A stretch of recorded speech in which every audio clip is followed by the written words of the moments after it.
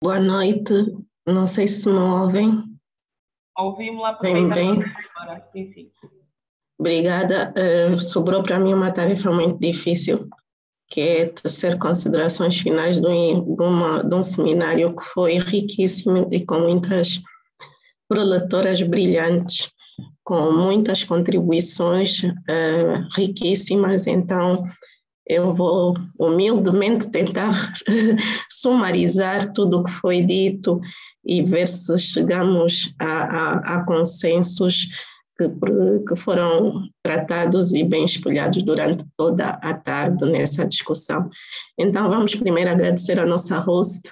Aliás, durante toda a tarde, nós, pelas pessoas que interviram e que também aquelas que fizeram mensagens.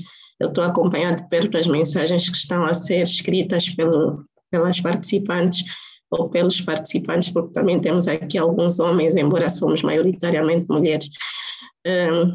Todas elas louvaram a iniciativa da nossa anfitriã, que é a nossa embaixadora, e agradecer a ela também a oportunidade de nos dar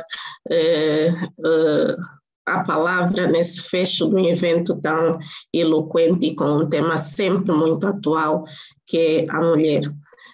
Também felicitar as nossas homenageadas e as nossas mamás que vieram testemunhar, tanto a nossa primeira mamá, que foi a senhora Ellen. Ela é sempre um motivo de orgulho para todas as mulheres africanas, e não só, como a mamãe Inga, que também foi a nossa segunda senhora que testemunhou o seu exemplo e o seu caminho de vida, e ambas disseram duas coisas que provavelmente resumem todo este nosso trabalho. E a primeira que eu vou citar é a mamãe Inga. Ela disse: a luta continua, porque nós vimos aqui, os problemas são inúmeros, as soluções nem sempre são nem curtas, nem simples, e por isso a luta continua. Provavelmente nós vamos ganhar essa luta. A vitória, eu não tenho dúvidas de que é certa, mas é uma luta que ainda continua e não vai parar agora. E a segunda citação que eu vou usar é a da senhora Ellen, quando ela, da presidente Ellen, vamos por assim, quando ela diz que todas nós, onde quer que estejamos, e a doutora Luzia disse bem, não precisamos de estar em nenhum cargo, não precisamos de estar em nenhum destaque, mas onde quer que estejamos, devíamos sempre ser, ou devíamos sempre lutar para sermos uma inspiração, uma fonte de inspiração para outras mulheres e para outras senhoras. Daí que não é um papel, e muitas de nós hoje dissemos isso nessa tarde, não é um papel do governo, não é um papel da sociedade civil, não é um papel de uma de nós em particular, mas é uma luta conjunta, é um papel que começa na família e que provavelmente não termina enquanto nós tivermos uma mulher que está a ser discriminada, está a sofrer violência ou não tem acesso a todos os serviços que foram elencados aqui nesta tarde. Posto isso, nós vamos então dizer que a inclusão não devia deixar de fazer referência também à nossa ministra de Estado, que é a nossa convidada especial. Ela não está aqui, mas provavelmente vai chegar tudo o que nós dissemos e tudo o que foi dito. Então, eu vou começar por agradecer todas as companheiras de painel. Como eu já disse, elas foram todas brilhantes, se deram ao luxo e ao trabalho de concordar, de discordar, de apresentar os pontos de vista, de apresentar estatísticas, de construir uma narrativa, de fazer investigação. E como todas nós dissemos aqui essa tarde, foi uma tarde de aprendizado que nos permitiu trazer mais conhecimento sobre as várias vertentes que foram aqui abordadas. Num registro sereno, persistente e construtivo, esta foi uma oportunidade de destacar o papel das mulheres, a sua importância preponderante na segurança econômica e sustentabilidade financeira, não só das famílias, mas das sociedades, do mundo, e em África em particular, que foi o que tivemos aqui a abordar. Foi um evento singelo, foi singular, porque como todas nós sentimos, provavelmente devíamos fazer mais desse tipo de open talk e que são sempre enriquecedores, mas saem sempre daqui ideias que, se não precisamos de discutir mais, pelo menos podemos, em alguns casos, implementar o que está aqui a ser dito. Eu vou tentar dizer o que temos feito como país para colmatar algumas das dificuldades que foram aqui referidas. Eu conheço que algumas perguntas não deviam ter sido feitas para as nossas preletoras, porque elas não têm toda a informação, e agradeço a Dalva por ter feito o possível para responder, dentro daquilo que é o seu conhecimento, a algumas questões. Nós devemos dizer que todos os indicadores de desenvolvimento humano apontam para a mulher como o motor das transformações sociais e da vida em sociedade. Mas, como foi aqui reiterado e nós dissemos, nós africanas temos que saber ministrar com sabedoria, porque temos desafios importantes, que é conciliar as nossas altas taxas de natalidade.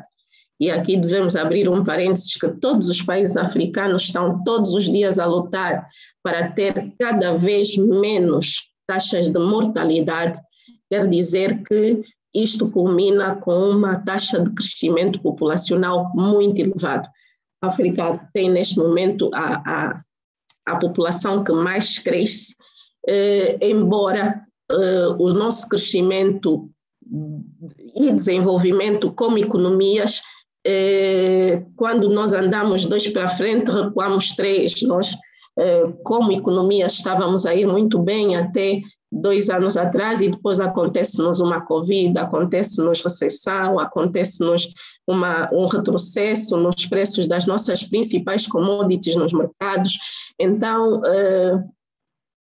e isto tudo tem impacto em tudo o que se disse nesta tarde. Entretanto, como nós dissemos, nós temos taxas de crescimento da nossa população cada vez maiores, e como mulheres temos que dar o nosso contributo, temos que pensar numa forma de educar a nossa população, porque, como nós também dissemos nessa tarde, tudo começa com educação. Esta, pelo menos, é a minha opinião também pessoal. Tudo começa com educação. Tivemos aqui uma preletora que disse: tudo começa na família. Porque, ao contrário do que muito se diz, o Estado deve, o Estado tem, o Estado tem que fazer acontecer. É verdade, ele tem a sua parcela de responsabilidades, mas a família provavelmente é aquela que mais temos que agora considerar, trabalhar, educar, para que nós vejamos todas essas problemáticas que levantaram-se aqui nesta tarde reduzidas. E eu penso que isto é uma grande conclusão a que chegamos nesta tarde, e é consensual, que a educação é fundamental. Então, a senhora Dalva, fazendo já uma alusão ao que cada uma de nós disse, a senhora Dalva Allen lembrou-nos da prevalência das gravidezes precoces, frutos ou não, porque ela falou das nossas questões culturais, as nossas questões de tradicionais, mas também falou que nós temos casamentos precoces e que podem também ou não ser coercivos. A doutora Luzia também depois fez uma incursão sobre isso e disse que nem sempre são coercivos, mas hoje, todos os dias, se descontinuam a nível de sociedade. Não é porque a lei não permite, mas a nível de sociedade nós queremos todos os dias cada vez menos forçar as nossas adolescentes na cidade que tiveram filhos a casarem-se com os outros adolescentes com quem elas engravidaram. A senhora Maria Silveira trouxe-nos o desafio de promover a participação das mulheres nos espaços de tomada de decisão em África. onde o poder ainda é maioritariamente masculino. Eu estive a receber essa tarde mensagens do WhatsApp em que vimos uma remodelação do governo na África do Sul e, curiosamente, todas as senhoras que estão a ser retiradas estão maioritariamente a ser substituídas por outras senhoras. E os senhores estão a ser substituídos por senhoras. Nenhum senhor foi substituído por um senhor. E isto é de alguma forma encorajador, mas lembrou-nos a doutora Luzia que não é tudo, porque muitas vezes nós, entusiasmados com os percentuais a que nos propusemos ter de mulheres em cargos de posição, nós promovemos a ascensão de mulheres, mesmo sem terem atenção à sua capacidade, e isso pode ser um desafio, sim. Daí que ela nos diga que o principal aqui não é só promover mulheres, mas é promover, acima de tudo, a eficiência e a eficácia nos cargos de decisão. A senhora Josefa Sacor nos desafiou a abraçar o desafio de descontinuar o uso da enxada e de todos os objetos braçais na agricultura e permitir o acesso à terra, financiamento e mecanização agrícola. Ela referiu que investir na mulher é investir na sociedade, na família, e é uma tarefa do presente, já não tem como adiar, já não tem como dizer que é para fazer amanhã, é para fazer agora. A senhora Mazair Muamba, não sei se é assim se diz o nome dela, ou se é Mazir Muamba, e eu peço desculpa se estiver a dizer mal, nos fala da necessidade de acessos a serviços básicos, à saúde, educação, como a forma mais eficaz e essencial de combate à pobreza.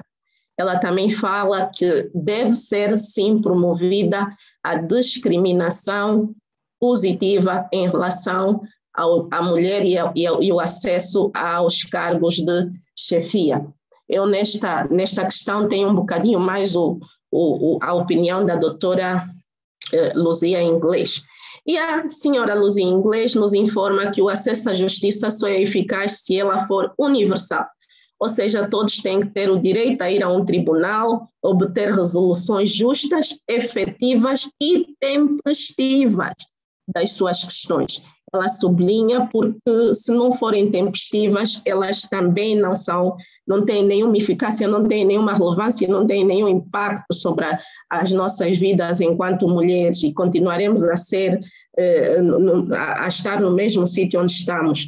Também nos lembra que a injustiça e violência nasce nas famílias e esta deve desconstruir as teorias de discriminação, e estas famílias e o próprio Estado devem promover o mérito e não trazer políticas de acomodação.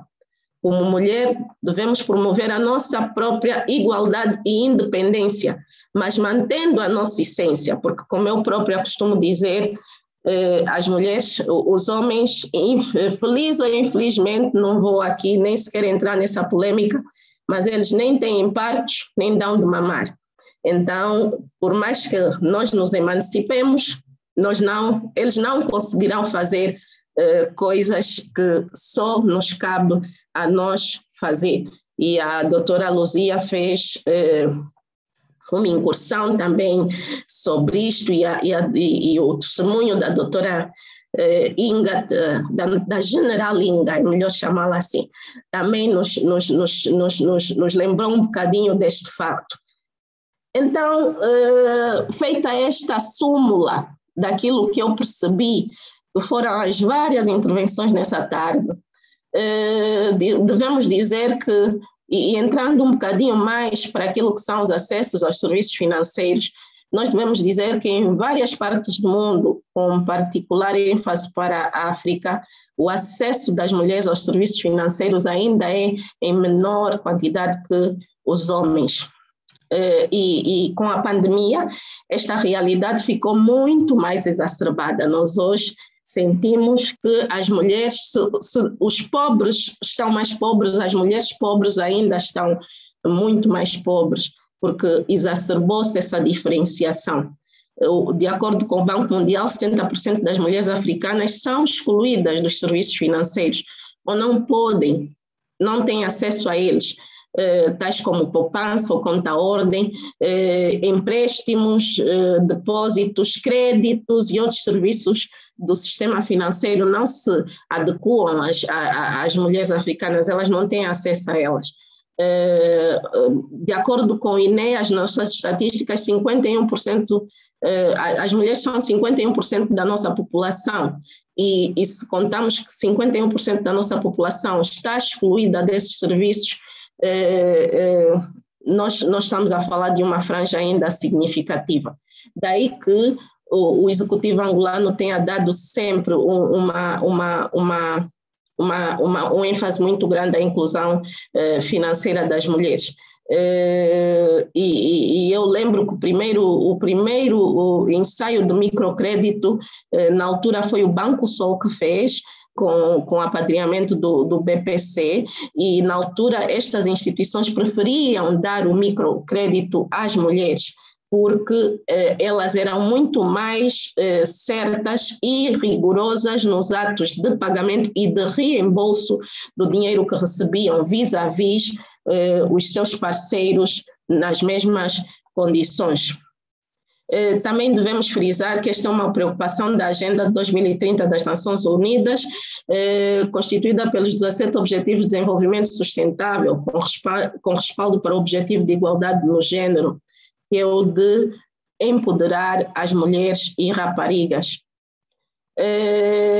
Portanto, neste sentido, nós temos desenvolvido várias ações.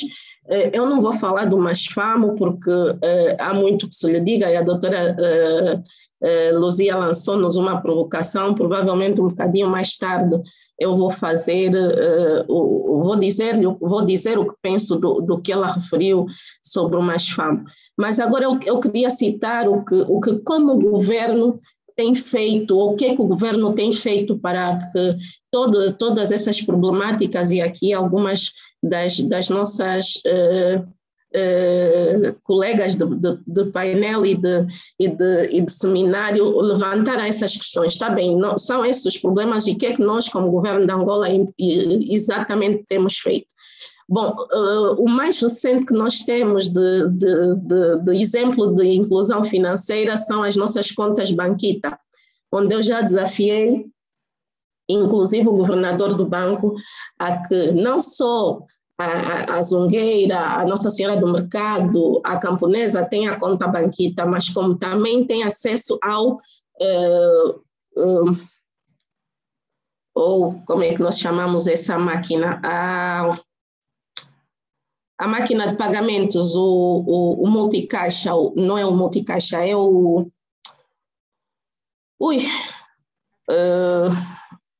fugiu-me agora o nome, mas é o terminal de pagamentos que nós encontramos nas lojas. E isto para quê? Diga. O TPA. TPA. É o TPA. E isto para quê? Para facilitar as transações dessas mulheres. Notem, agora aconteceu há 2 semanas atrás, o BPC ficou sem sistema, nós que temos contas no BPC não conseguimos levantar o dinheiro, e quem sofreu com isso, apesar de nós, porque não conseguimos ir à praça, mas as senhoras da praça sofreram. Por quê? Porque nós vamos à praça com cash, porque elas não têm o TPA. Então, o BNA também já está a fazer essa campanha, que é de distribuição massiva de TPAs, para ver se essa inclusão financeira que tanto nós propagamos torna-se uma realidade. Além das banquitas, que até com 100 kwanzas elas agora podem abrir uma conta.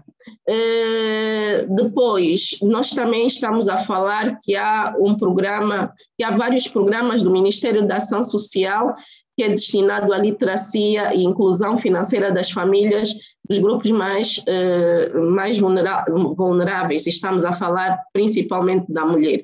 Mas, recentemente, o governo de Angola aprovou um financiamento com o Banco Mundial que é para o projeto de empoderamento das raparigas e aprendizagem para todos.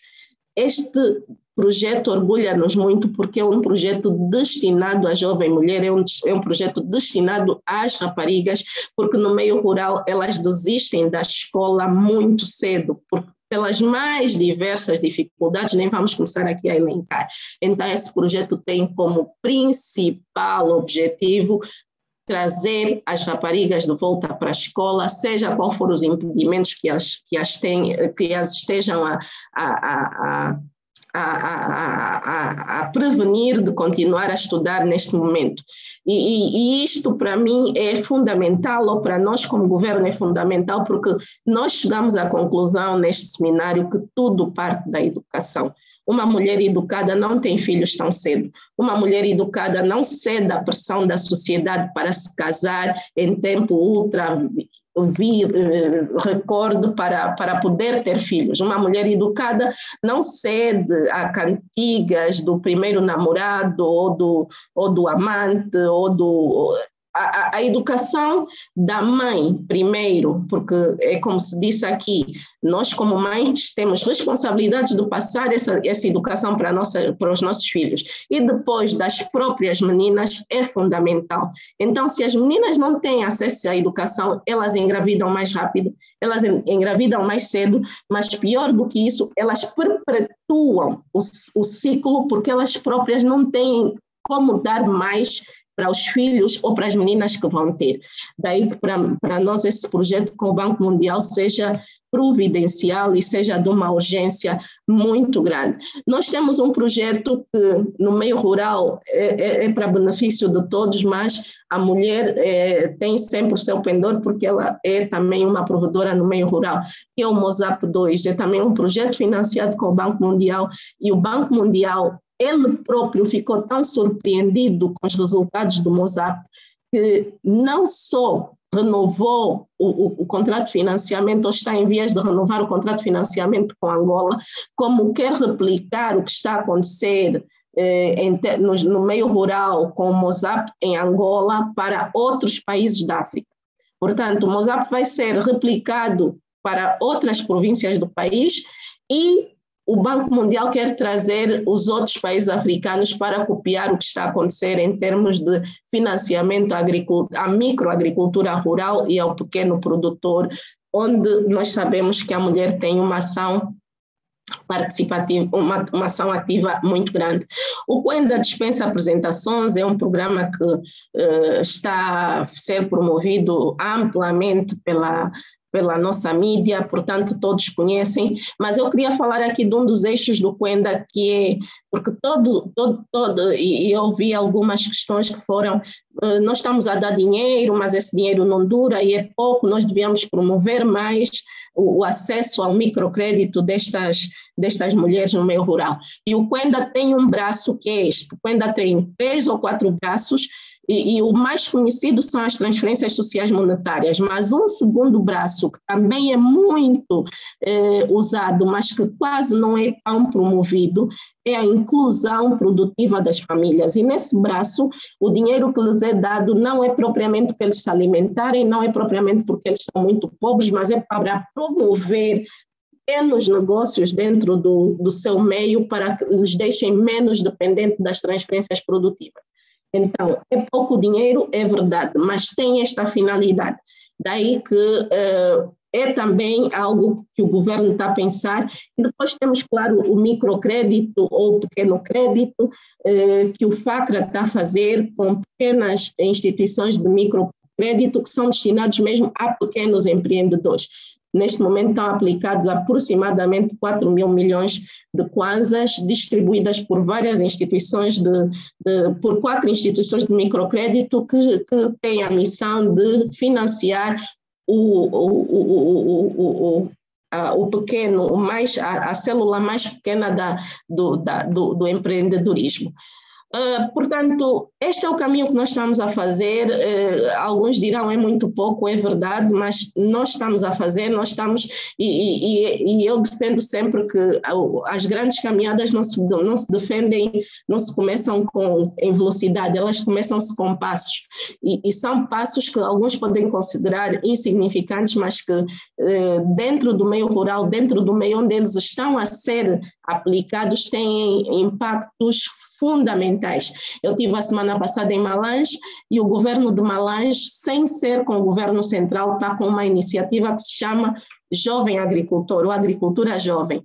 E eu fiquei extremamente emocionada porque falei com 40 jovens em Cunda de Abás, que têm a sua horta, cada um deles tem 1 hectare, eles fazem os viveiros, a administração municipal, pelo combate à pobreza, dá-lhes regadores, tira a água do rio, quer dizer que promove um pequeno sistema de irrigação, dá-lhes sementes e eles, com o seu trabalho, estão a conseguir produzir para a sua comunidade, para a venda e têm até já sonhos em relação à alta agricultura. Portanto, são pequenas coisas que, se multiplicarmos pelo nosso território, provavelmente hão de fazer a diferença.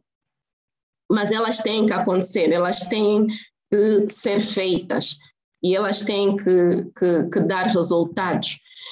E, por último, gostaria de falar, então, da provocação lançada pela a doutora Inglês, que diz que o Estado até criou um Ministério da Família, mas não tem as maiores verbas do orçamento para este ministério, e provavelmente não devia ter, porque esse ministério devia coordenar todas as ações que os outros ministérios têm para a mulher. Ou seja, se nós tivermos que dar a esse ministério maior dinheiro, quer dizer que esse ministério vai ter que tratar da saúde das mulheres, vai ter que tratar da educação das mulheres, vai ter que tratar da proteção das mulheres, vai ter que tratar de tudo o que os outros ministérios fazem em prol de toda a população. Daí que este ministério, em meu ver, tem mais uma função de coordenação e de promover, junto dos outros setores, ações destinadas à mulher e não propriamente de ser ele próprio a fazer. Daí que as verbas que sejam destinadas, e por acaso não são verbas assim tão insignificativas, têm mais esta função e ele está muito virado para a sua parte social. Nós hoje estamos a desenvolver o orçamento do género e o orçamento do género é aquilo que eu acabei de dizer, ou seja, o orçamento do género não é dizer vamos dar esse dinheiro só para a mulher, vamos fazer essas coisas só para a mulher. O orçamento do género é dizer vamos fazer uma estrada daqui para, sei lá, Barra do Dande. Quantas mulheres vão ser beneficiadas com essa estrada? Quantas crianças vão poder beneficiar de um sistema de ensino melhor porque essa estrada foi construída? Portanto, é mais no sentido de ver o impacto que as várias obras no orçamento têm para a mulher do que propriamente destinar dinheiro para fazer agora uma estrada só para as mulheres passarem. Portanto, é uma forma diferente de ver a abordagem. Distinta, senhora embaixadora, distintas preletoras e de uma forma geral a todas as nossas convidadas. Não há dúvidas de que a inclusão financeira é essencial e que a promoção econômica das mulheres deve ser cada vez mais perseguida, mas isto só será conseguido mesmo com a educação, porque nós hoje vamos ao meio rural e damos dinheiro às mulheres, mas se nós educarmos, esse dinheiro termina novamente e elas continuam na mesma situação em que estão. Então, elas têm que ser educadas para que tenham a confiança, para que possam tomar decisões informadas sobre a sua melhor gestão. E muitas vezes não é ser educadas de forma assim tão eloquente, porque elas próprias também têm noções daquilo que precisam, daquilo que lhes é essencial. Ela, quando sabe que do milho que ela colheu, uma parte ela vai comer, uma parte vai vender e uma parte ela tem que guardar para a semente, ela tem a noção de que é preciso consumir, é preciso poupar e é preciso lançar as bases de investimento. Nós só precisamos de aprimorar, nós só precisamos, como dizia a doutora Inglês, de continuar a alfabetizar e de levar alguma literacia para que estas mulheres possam então estar cada vez mais incluídas. Eu espero ter feito o resumo de uma tarde e praticamente agora de uma noite de trabalho e espero não ter defraudado nem ter esquecido nenhum tema que foi aqui eloquentemente abordado por todas nós. Muito obrigada, senhora embaixadora, mais uma vez por essa oportunidade. Dar um beijinho também à senhora embaixadora da Itália. Temos também conosco a senhora embaixadora do Botsuana. Temos conosco aqui um leque de embaixadoras e agradecer a oportunidade que nos dão a nós, Ministério das Finanças, de poder fazer parte de um evento tão distinto. Obrigada mais uma vez. Muito obrigada.